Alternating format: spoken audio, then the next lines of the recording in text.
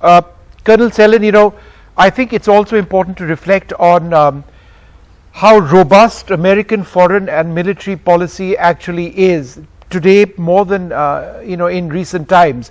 We slammed the United States when they came out of Afghanistan. You're an Afghanistan war veteran yourself. A lot of people would suggest that the effort people like you put in, it all disappeared all too soon.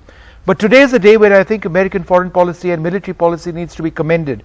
In Afghanistan, the president announced that Ayman al-Zawahiri has been taken out, and today the US government backed Nancy Pelosi to the hilt as she made that risky trip. So again, the message perhaps from the United States is that, look, we can talk, but don't test us because our resolve is strong. Would you agree that that's the message from Washington?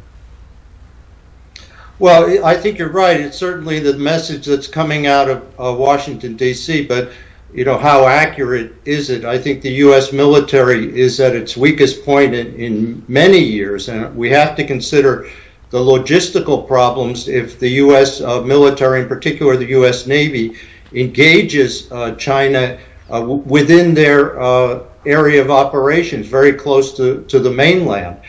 Now, at this point, I think the rhetoric has escalated to the point that someone's going to lose face here, and I'm afraid the Chinese feel very strongly about this and may decide to act. Now, I don't expect necessarily an invasion of Taiwan at this point, but there are offshore islands that Taiwan administers, in particular the Kinmen Islands and the Lianjiang Islands, which are formerly known as Quemoy and Matsu. Now, these are unfortified islands that are administered by Taiwan and could be very easily militarily occupied by China.